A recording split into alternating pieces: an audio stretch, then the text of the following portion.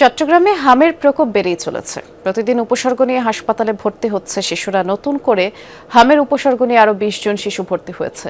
চট্টগ্রামে এখন পর্যন্ত 7 জন শিশুর হাম, একজনের রুবেলা শনাক্ত হয়েছে।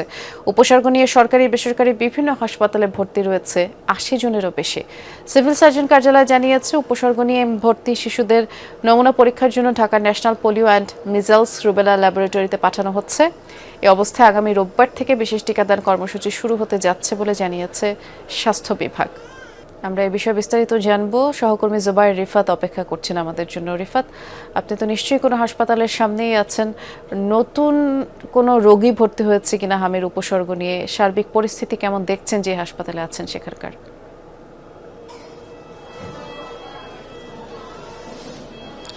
বৃষ্টি, হামের যে প্রকোপ সেটি কিন্তু বেড়েছে পুরো দেশব্যাপী। চট্টগ্রামও তার ব্যতিক্রম নয়। চট্টগ্রামও আমরা দেখছি যে সরকারি বেসরকারি হাসপাতালগুলোতে প্রতিনিয়ত হামের যে উপসর্গগুলো রয়েছে সেই উপসর্গ নিয়ে কিন্তু বাচ্চাদের ভর্তি করাচ্ছেন তাদের অভিভাবকরা। আমি যে হাসপাতালটিতে আজকে আছি, অর্থাৎ এই মুহূর্তে আছি, এটি চট্টগ্রাম মেডিকেল কলেজ যে হাসপাতাল রয়েছে সেই হাসপাতালের পরে বেসরকারি হাসপাতালগুলোর মধ্যে সবচেয়ে ডেডিকেটেডলি বাচ্চাদের যে চিকিৎসা কার্যক্রম সেটি পরিচালনা করে থাকে। তারা ইতিমধ্যে হামকে কেন্দ্র করে হামের যে প্রভাব সেটির কারণে তারা বাচ্চাদের জন্য সেপটিক যে জোন, অর্থাৎ একেবারে ডেডিকেটেড একটি ইউনিট খুলেছে। আপনি নিশ্চয়ই ক্যামেরা ফ্রেমে দেখতে পাচ্ছেন।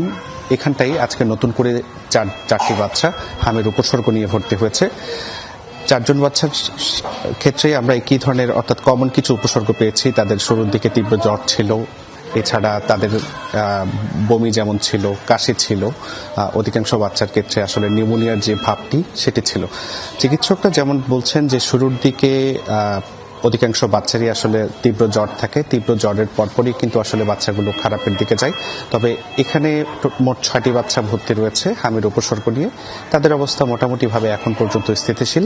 আর পুরো জেলার চিত্র যদি আপনাকে একটু বলি, আজ অর্থাৎ 2 এপ্রিল পর্যন্ত সিভিল সার্জন কার্যালয়ের যে তথ্য রয়েছে, পুরো চট্টগ্রাম জেলায় হাম আক্রান্ত হয়েছেন এখন পর্যন্ত, অর্থাৎ ভর্তি রোগীর সংখ্যা আমরা 80 জনের মতো জেনেছি এবং নতুন করে হাম আক্রান্তের কোনো তথ্য এখন পর্যন্ত নেই।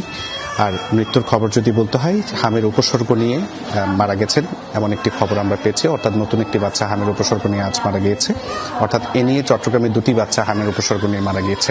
আর প্রস্তুতির কথা যদি বলি, প্রত্যেকটা মেডিকেল কলেজ হাসপাতালে, অর্থাৎ প্রাইভেট থেকে শুরু করে সরকারি সবগুলো মেডিকেল কলেজ হাসপাতালে কিন্তু প্রাথমিকভাবে বলা চলে যে প্রস্তুতি, সেই প্রস্তুতি হাসপাতাল কর্তৃপক্ষ নিয়েছে। এবং প্রাইভেট হসপিটালগুলোতে আমরা দেখছি যেহেতু তাদের আর্থিক এবং সব দিক দিয়ে তাদের প্রস্তুতি নেওয়ার অবস্থাটি ভালো, সেই জায়গা থেকে আমরা প্রাইভেট হসপিটালগুলোতে একটু বাড়তি প্রস্তুতি খেয়াল করেছি। এবং আপনি নিশ্চয়ই ক্যামেরা ফ্রেমে দেখতে পাচ্ছেন একেবারে ইউনিট ভাগ করেছে এবং ইউনিট ভাগ করেই বাচ্চাদের যে চিকিৎসা কার্যক্রম সেই চিকিৎসা কার্যক্রম পরিচালনা করা হচ্ছে। তো এই ছিল আমার কাছে চট্টগ্রাম জেলার যে হামের খবরাখবর, তার সর্বশেষ পরিস্থিতি। দৃষ্টি শুনছিলাম। বিস্তারিত করে জানানোর জন্য ধন্যবাদ রিফাত।